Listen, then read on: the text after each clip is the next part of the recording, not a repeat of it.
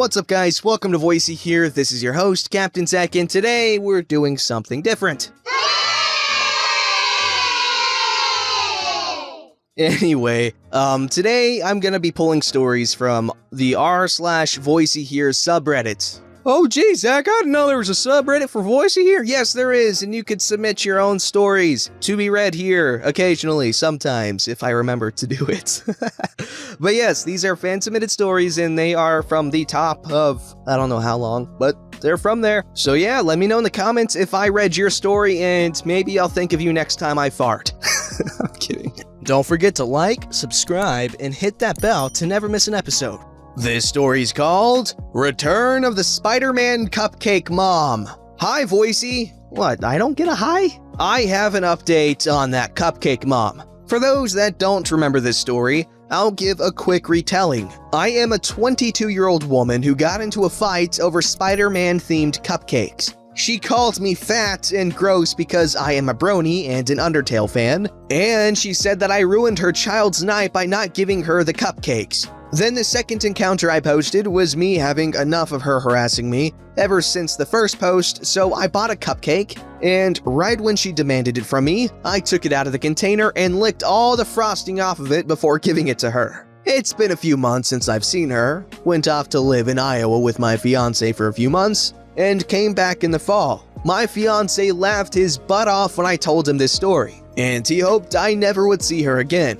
Neither did I, but that's the curse of living in the same town as this entitled lady. I saw her many more times, however she only approaches me when I am alone, but I tend to walk away before she can say anything. However, recently I got really badly hurt, so I've been in a wheelchair. I got dizzy and fell against the wall, smashing my head into a nail in the wall, and I've been dizzy ever since the hit. This particular encounter happened around Thanksgiving. I waited this long because, well, my memory hasn't been the best and I totally forgot this happened until my mom told me she saw the woman at the store today, then I remembered it. Sorry if it's less detailed than the other stories, my memory is almost garbage, but I'll try to write it out as accurately as it happened. Don't sweat it, boo. My mom was pushing me around in our grocery store so we could grab some last-minute Thanksgiving stuff. I was in one of those wheelchairs at the store that have a basket attached. Not one of those motorized ones, though. My mom left me to go and get something. I think it was stuffing. As I sat there, waiting for her to return,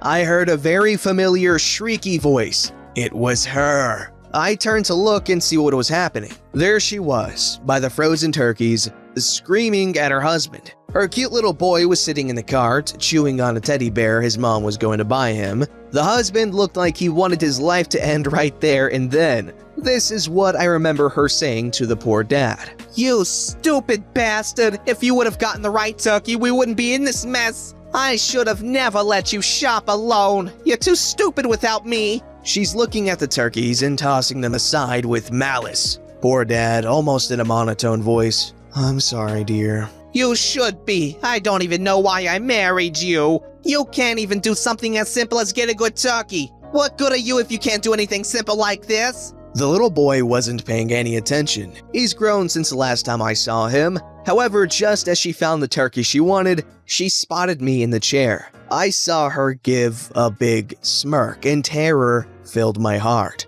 I could take her abuse when I was healthy, but now that I'm completely helpless and can't fight her back, I was terrified. I didn't want to get into a fight, so I moved my wheelchair out of her sight and tried to play it cool like I was looking for something.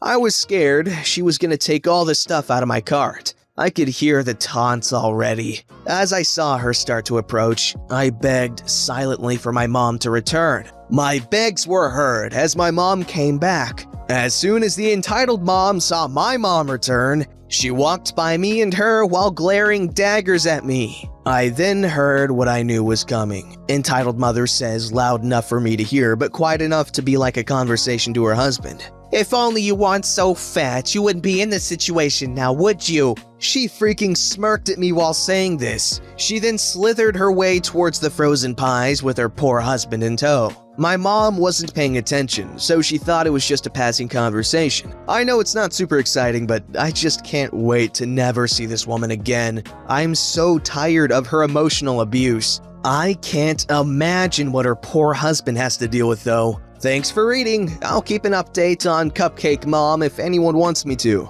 I've seen her a few times after the frosting move, but she stayed away because she's afraid of my mom.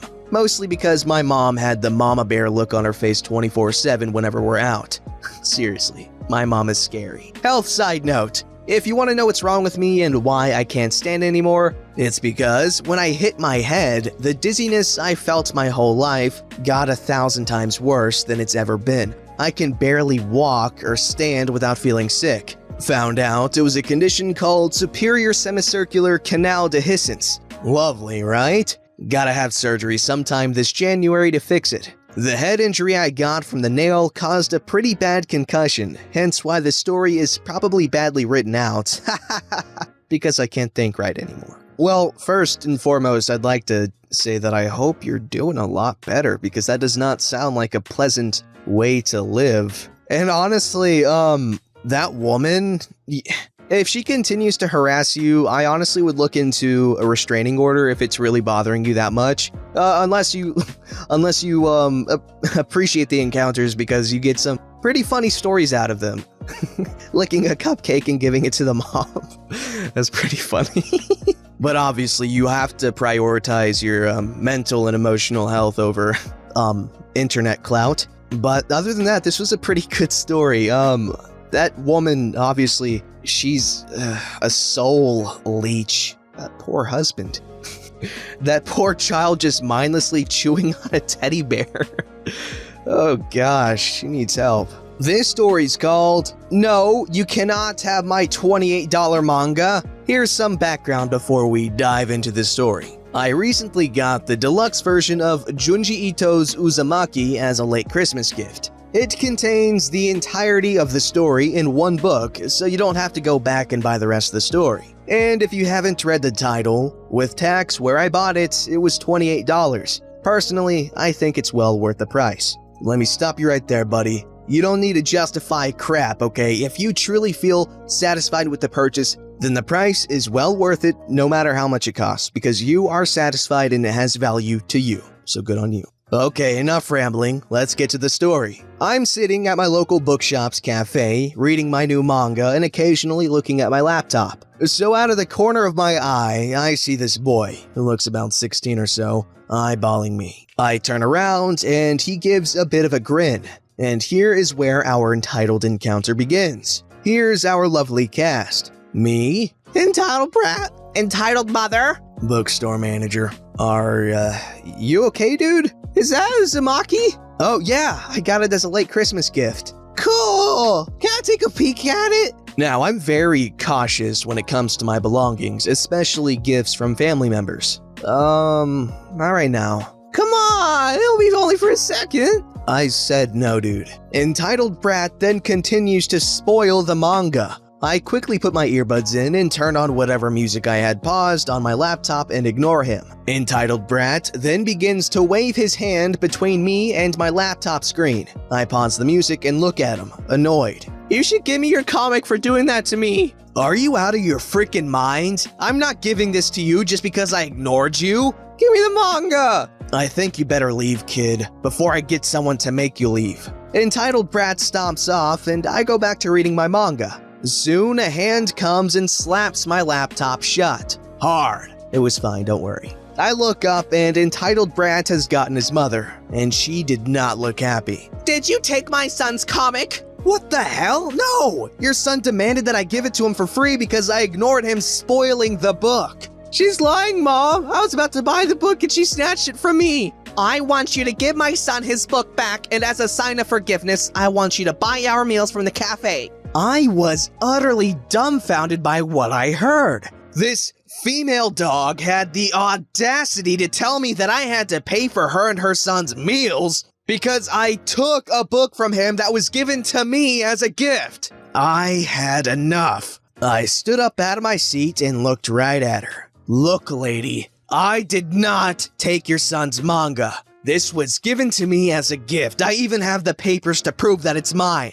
Now, you can go to the service desk and order your own, but you are not getting mine. And as for the cafe thing, you have to be crapping me. Get your own damn food, you cow. Entitled mother then turned 80 shades of red and started swearing at me. By this point, someone had gotten the manager and he came to us. "What is going on?" This little brat took my son's book. I demand that you make her give it back to me. Okay, do you have the receipt? Entitled mother turned cold in her tracks. Well, we were just about to buy it, and she took it from us. I have a receipt. I even have the order slip. Let's see it. I pull out everything. The ship-to-store slip, the receipt that proved my family paid for it when it arrived, even the coupon that was on the receipt. Entitled mother and entitled brat just stand there dumbfounded as he looked through my papers. The manager shook his head and turned around at the entitled pair. "I'm gonna have to ask you to leave." This is bullcrap. I don't have to listen to you. I want my son's book back.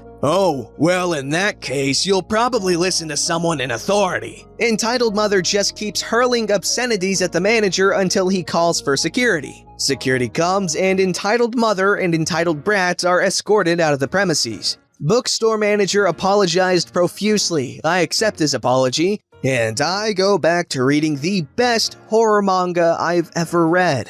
You know what? This is someone that really appreciates a good gift. And one must appreciate the restraint shown here, because I know if I was, indulging a piece of media that I greatly love, and someone tried to start spoiling it for me, I would do, lots. Don't even get me started on when Infinity War came out. That was the worst. I'm like every other person on the planet, and I'm a huge fan of the MCU, and I used to watch the Infinity War trailer over and over because that is honestly one of the greatest movie trailers I've ever seen. It still gives me chills every single time, without question. And it's honestly unfortunate because I remember when I was in theaters to watch Star Wars Episode 8, they showed the Infinity War trailer, and that one trailer was better than the freaking movie I watched, which was, Star Wars Episode 8. And that's not me saying that Star Wars Episode 8 was a bad movie. I have no real strong opinion about it. But I'm just saying that that trailer was that good. And then there was a bunch of buttholes on the internet constantly spoiling it, and, I managed to dodge most of them, but some managed to slip past my defenses.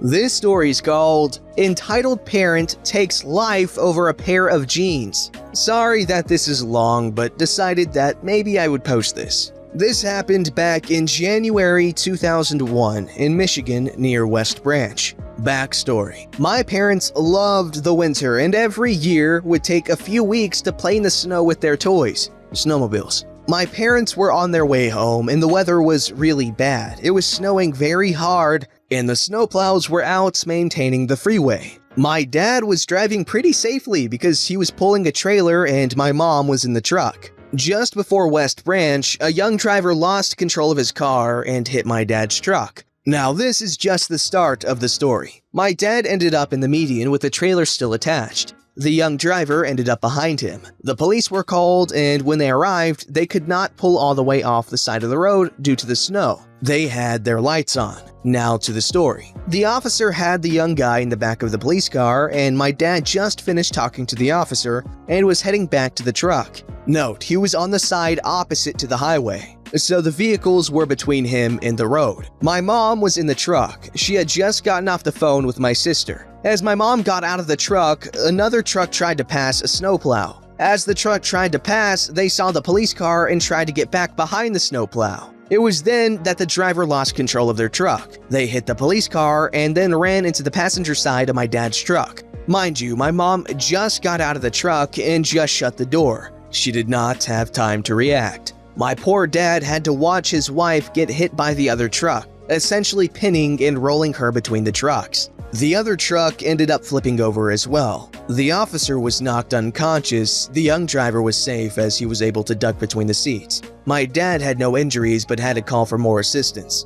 The only problem was, the only way to call for more help was the cell phone that was in my mom's jacket. He had to pull her from under his truck to get the phone. The people in the other car were the entitled parent and her teen daughter. You will see why she is entitled in a few minutes. The ambulance arrived and took my mom to the hospital doing CPR the whole way. The entitled parents, her teen, and the officer were transported as well. While in the ER and doctors working on the mom and the officer who was injured, this entitled mom was calling for someone to look at the teen who only had a scratch. My mom was pronounced dead shortly after arriving at the ER, and the officer had a head injury. So we found out that this entitled mom was going well over a speed that should have been safe for the weather, all because she wanted to return a pair of her daughter's jeans before the store closed. She killed my mom over a freaking pair of jeans. She kept trying to say that the accident was the police officer's fault because they were not pulled all the way over to the side of the road. That this was not her fault.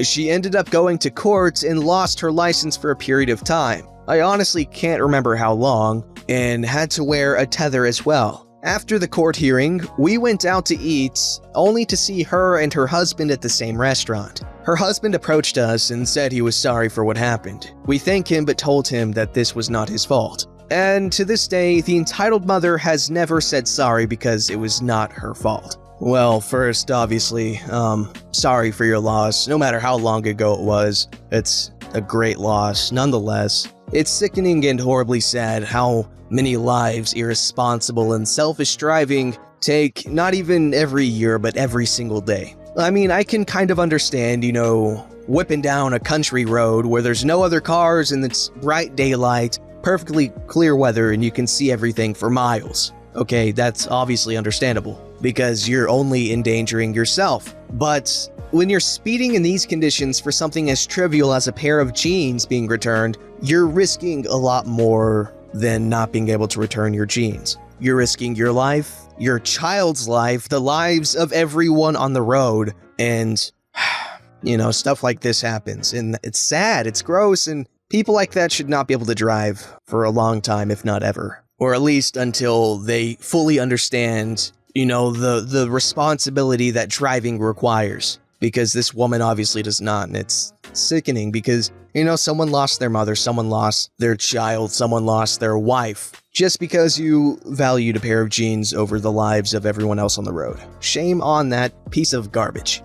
This story's called Enjoy My Butt Razor. My sister, 31, came over to our mom's and during her visit had a shower. I, 22, female, showered after her and noticed my nice new razor was gone. When I got out, my sister was on her way back to her place. I called her and the conversation goes as follows. Hey, sis, where'd you put my razor? What razor? A silver and blue 6-blade men's razor. It was in the shower with my stuff before you went in there and now it's gone. Where is it? Mom or mom's boyfriend must have put it somewhere else. I don't know. No, I took a shower at like 2 a.m. last night. And they didn't shower or even go into the bathroom between then and you going. My room is next to it, so I hear everything. I know you have my razor. I want it back. I don't know what you're talking about. Whatever.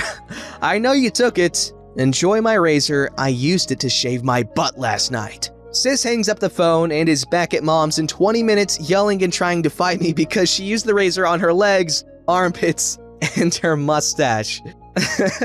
Mom held her back and talked her down as I was hysterically laughing. Play stupid games, win stupid prizes. I love stories like this about sisters. They're funny. Sisters have unique relationships. Very different from the relationships that brothers have, and it's always interesting to hear stories from that side of siblinghood, maybe? This story's called Won't Let Me Use the Bathroom? Okay then.